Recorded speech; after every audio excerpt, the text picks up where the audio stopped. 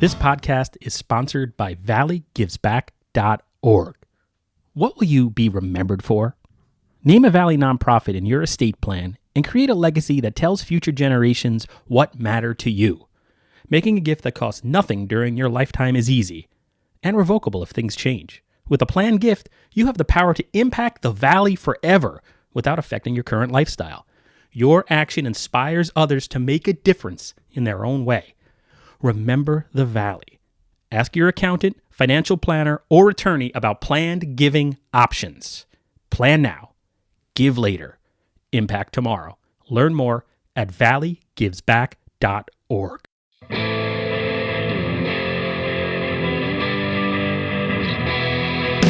hundreds of years we've brought you the news. Printed the info, we gave you the clues. Owners' profits were always sky high. Changing market now threatens our lives. Post-literation, critical reading, dumbed down nation, signs have been breeding. TV sucking ideas from our head. Public discourse just about dead. We'll ride the dinosaur. Yeah, ride the dinosaur. Hey everybody, welcome to Navel Gazing, the Valley Indy's weekly podcast. Today's episode is a crossover with Valley Sports Rewind, and I'm joined by host Mike Cannici. Hello, Mike. Hi, Eugene. How you doing, buddy? I'm doing all right. Merry Christmas, happy holidays, all that good stuff. Same to you and your family. Thank you. So I am trying, dear listeners, to get Valley Sports Rewind back in a normal publication mode. Mike is always game to do it, but over the last, 6 months or so, I've sort of fallen apart in scheduling and et cetera, et cetera. But now I think for the new year, one of my resolutions is going to be to get this back on a regular track. So, Mike, I want to apologize and thank you for your patience. No problem. Thank you for always allowing us to do it. I appreciate it. So I thought maybe you and I could talk about, for a moment, the newest class of the Derby High School Athletic Hall of Fame. Sure. I guess first of all, you're sort of a key player, like one of many, I guess, that organized this thing and got it running. How many years ago did it start? Well, we started putting it out there on Facebook in the winter 2014. We talked about, could we possibly do it? And then a few of us agreed to meet one night in the summer in August. And we had a preliminary meeting, but we met. And from there on in, we would have monthly meetings. And it just kind of took off after that. It went quicker than I ever thought it would. I thought it would be a 3-year process before we named a class. And it only took us a year to name a class. And what class number is this that you announced, I guess, a month or two ago?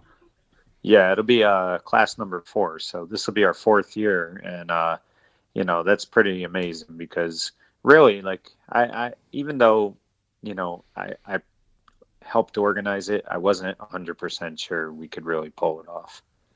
And why was that? Just because you thought people would drop off or commitments or what? No, I would talk to different people, Eugene, about their Hall of Fames and just the money that was involved. I really thought it was going to be hard to fund, but I'll be honest with you, that really isn't even the hardest part. That's actually, believe it or not, the easiest part.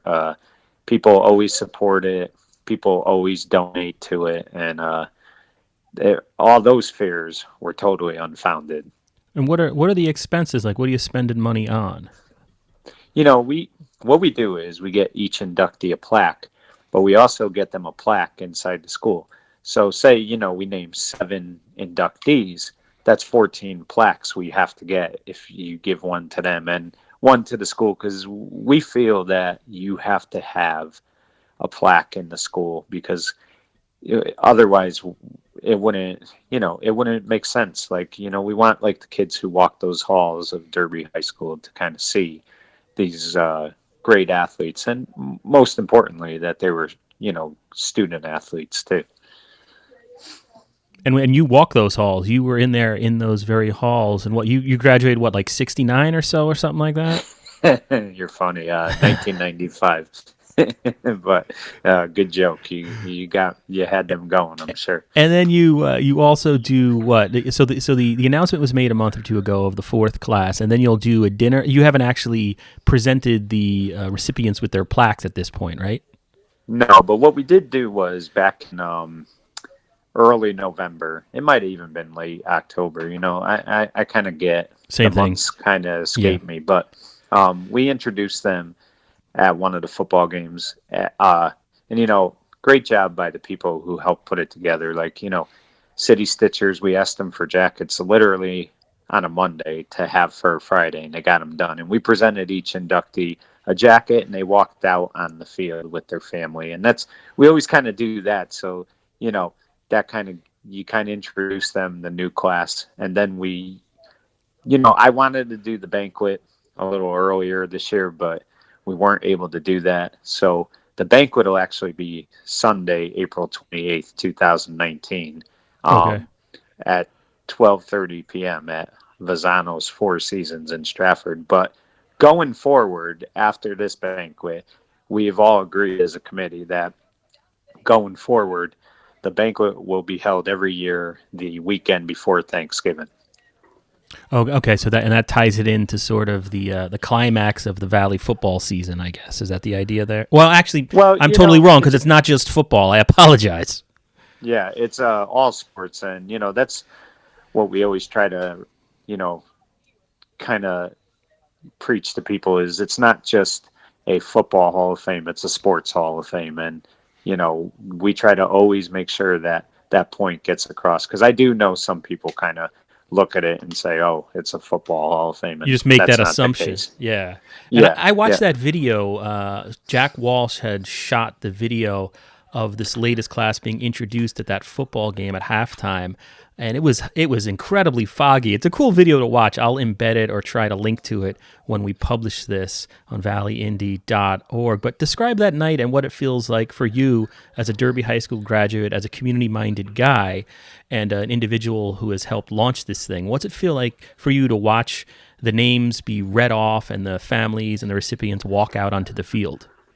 Well, let me just first tell you what an adventure was getting to that night because, like I said, we decided to do it last minute. We just really felt that, they needed it. It's so much better when you walk on a field because you get a bigger crowd, and we wanted them to get a nice crowd when they walked on the field. But originally, that game was supposed to be at 7:00 p.m. So I told all the inductees, can you guys show up for 7:00? That's when the game starts, and then at halftime you'll be introduced, and they all agreed. And where was it? Because it wasn't in Derby, right? Because they were redoing Derby the field. Fields. Yeah, and it was at Oxford High School. Gotcha. And, if it was at Ansonia or Shelton, Eugene, I would not have done it. But because it was Oxford, and there was really no rivalry with them or anything like that, I really felt, and we all did as a committee, that it would be appropriate to have them walk out on that field because, unfortunately, Derby's field isn't ready yet, and we really wanted them to be able to walk out on some type of field with their families. But the interesting thing, Eugene, is that the game, there was rain all week in the forecast for that Friday. There was talk about canceling the game. Then what they did was there was a window where they didn't think it was going to rain, and they moved the game from 7:00, and they bumped it up to 5:30. So then I had to call all the inductees again and hope that they could still all make it. And a lot of people work, so that's not easy to do. But fortunately, it worked out where they said they could all attend. But then it was funny. I got a call from Derby's principal, Marty Pasquale, that Friday morning around 6:00. And he said, "What are your thoughts?" He goes, I can't predict what the weather's going to be, but, my fear is that people are going to sit in the rain. But, Eugene, one of the inductees, he's passed, he's deceased, but his family was coming all the way up from Pennsylvania, and they had come up that, Friday morning or whatever. And there was no way we could cancel that when they took the time to do that. So I told them, we'll take the chance and pray for the best. And fortunately, and the funny thing was too, Eugene, is I'm thinking, everything's going to go okay. But Derby kept scoring and scoring so much that no time was going off the clock. So that was a very long first half. And I was really starting to get worried. The fog started to come in, and I got really worried that by the So what do time you have, they like a got bottle of antacids with you at all these things? I thought you'd be like, Well, I felt so good, it made me so proud. But you're just like a nervous wreck over in the corner. Yeah, ready but to puke. now I'll get to the good part is once it got to the half, and they got introduced, and it was just a great moment, to see them walk out there, because what was really moving, Eugene, was, like I said, there were so many people who, hadn't been to a Derby football game in a long time, hadn't been to a Derby sporting event because, like nothing else, like anything else, when you get older, you kind of move. You don't always live in the same town you grew up in. So a lot of them don't live in Derby anymore. So the fact that they were able to come out there with their families and just, see how proud they were, that's what makes it all worth it. It really does. And, we as a committee, we just thought it was a great night. So let's go over the names, if you would. Maybe we can take a couple of minutes to run over the names and who are these people? Yeah, well, we ironically, we had 3 deceased members make it, which, I was very happy about, because I've always said this, Eugene, and our committee is in full agreement that you can't forget that Derby sports started way back when, and you cannot forget these people just because they're no longer with us. So, 3 deceased members were elected to the Hall of Fame, and, one of them was Paul Itch Grant. His nickname was Itch. And then you had John Al Vitello Tiano. And, it was funny. I really don't know how he got the nickname Al, but it stuck for years. And they always call him Al, but his real name is John. And then you had Walt Leonard. And, I believe John Tiano was class of 38. Walt Leonard was class of 1941. And I believe Itch Grant was class of either 47 or 48. I'd have to look again, but somewhere in there. So I was very happy that we had 1 from the 30s and we had 2 from the 40s. And what were their sports? They played multiple sports. Gotcha. That's the thing too. That really goes a long way. Like, sometimes you could be really good at one sport and sometimes you could be really good at all 3. And, these gentlemen excelled at many sports. I mean, when I was looking up their information, you go back to the old Evening Sentinels, myself, Steve Owens, Ray Silvernail, we're sitting at the library and we're researching all this. I mean, it was really neat to read some of this stuff. And that's really what the Hall of Fame is so good, Eugene, is because you really do learn more and more about the history and tradition of Derby sports. So, they excelled at multiple sports and were very good at all of them. And then, we also had a guy by the name of Frank Tishman. He had graduated with the class in 1962, but he was a Derby football player from 1958 to 1961, and just a tremendous running back. He actually, him and Walt Leonard are tied together, believe it or not, because Walt Leonard was Derby's, I believe, first All-Stater in 1941, or 1940, I apologize. And then Derby didn't have an All-Stater again until 1961 when Frank Ishman made it. And I think he made it along with his teammate Wayne Kruger. But Frank was really the first All-Stater Derby had, since 1941. So that was really cool that they both kind of made the Hall of Fame together. And then, of course, a guy I know you've seen him on my show is John DeFrancisco. And oh, sure. Yeah, and John's been subbing at Derby High for the last few years, so the kids really know him. So, he probably got the loudest ovation because all the team, he coaches the team, he's an assistant coach with the team. All the students know him. So, he got a big hand, and, it was nice to see his family get to take it all in. And, he was really honored. He was a tremendous baseball coach at Derby, won 2 state titles. And then, you top it off with the next three that got in, and it was really cool because you had two from the 80s, and they were both tremendous athletes. And that was Eileen Duggan. She was the class of 1986. And then, of course, Heather Butan. She was the class of 1989. Eileen was a tremendous, two-sport player at Derby, basketball and softball. And she was on Derby's only softball championship team, which was 1985. And she was a tremendous player for that team. And then you had Heather Butan, who was class 89. And Heather was a 4-year starter for Derby and a tremendous pitcher. So, and they were both happy that they were going in together. Heather kind of, got there when Eileen was a senior and Heather was a freshman. And, Eileen always kind of still followed Heather's career, even though she went to college. And, it was nice to see them both get in together. And then, you follow it. Wait, hold on. I'm going to interrupt you for 1 second. This is like the only thing I could add to this entire broadcast. But I know Heather. She used to be my neighbor here on Hawthorne Avenue. We miss nice her and her daughter Hallie. She now has 3 children, but when she lived next door, it was her and Hallie, and that was like my son Jack's like first friend. He would just follow her around, Hallie, blindly everywhere. So that's an awesome family. Congratulations to her.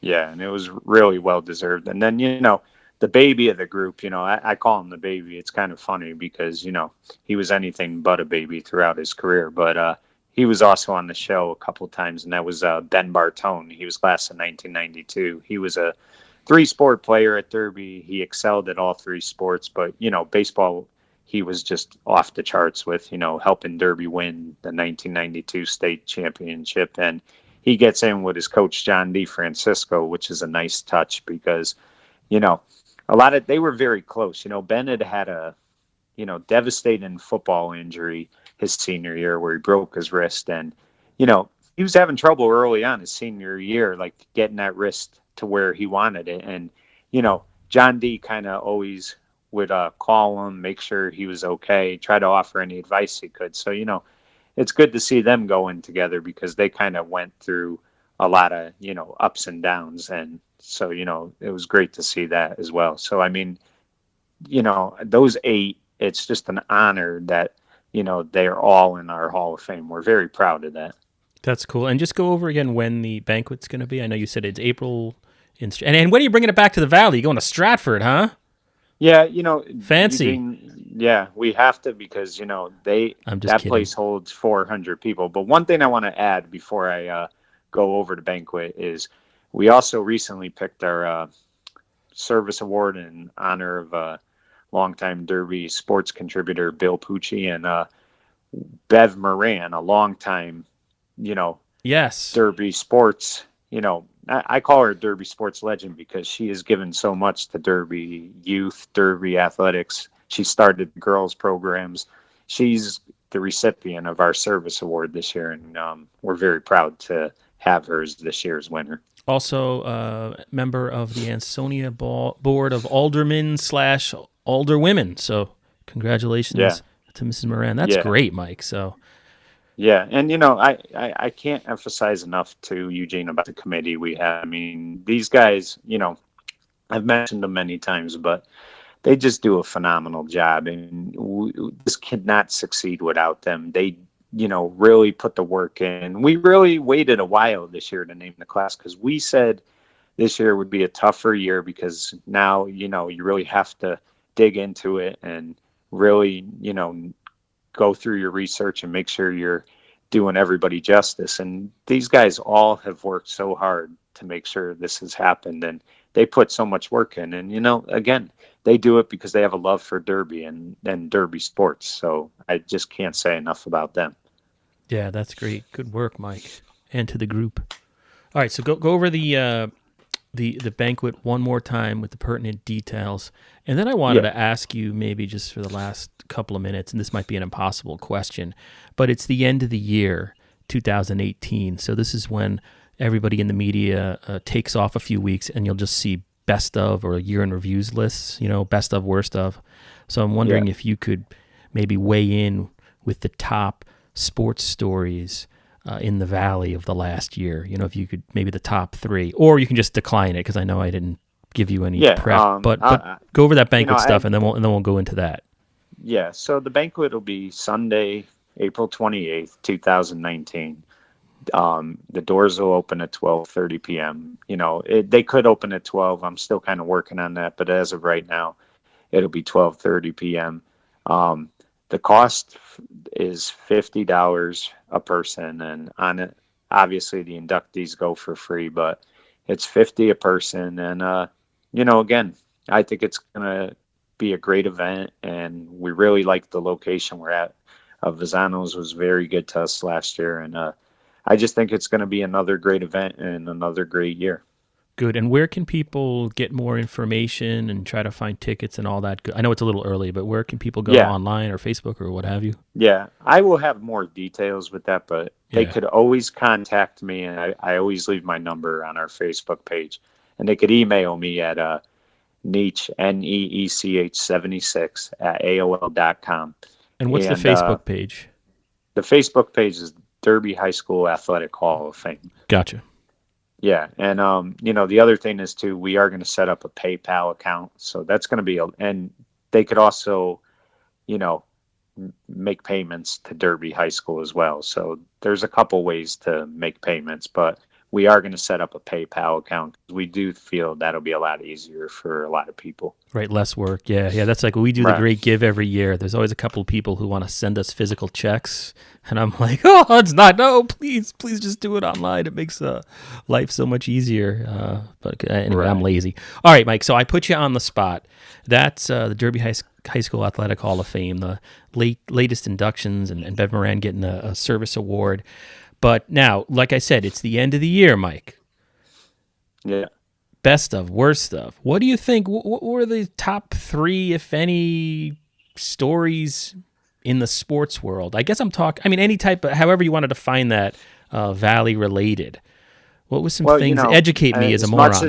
I'm going to go with this as number 3, only because I want the Valley, the Valley schools to, be the focus. But the number 3 story, without a doubt, and as much as it pains me to say it, I have to say it because a lot of people in the Valley follow them, would be the Boston Red Sox winning another world championship. I'm a Yankee fan, but I have to give the Red Sox a lot of credit. And to me, there are a lot of people in the Valley who root for the Red Sox. In fact, I think I have 2 committee members who are Red Sox fans. So, I know they were very happy, but you can't say enough about that organization. And as much as this pains me to say it, I'm a big Yankee fan. But right now, the Red Sox have been the best team of the 21st century. And congratulations to them on winning, their 4th world championship in this century. Wow, that's from a diehard New York Yankee fan. All right. So number 2 then, moving on to anything number local,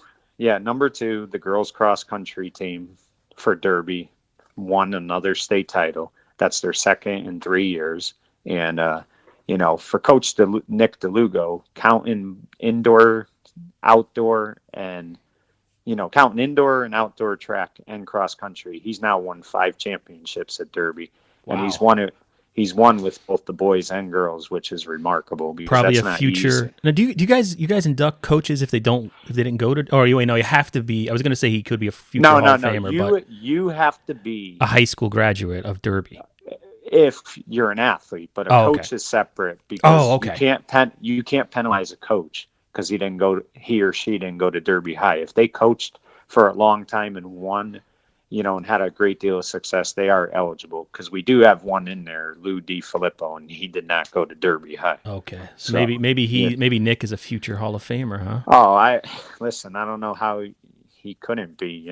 He's won 5 championships, and he's just made that cross country program, or I should say running program, just the talk of the town. He really has. That's great. All right, so that's your number 2, and then so you got the Red Sox winning the World Series. We got girls track. I don't want to say the girls running. No, girls cross country. Cross country. Sorry. Yeah. And now number 1.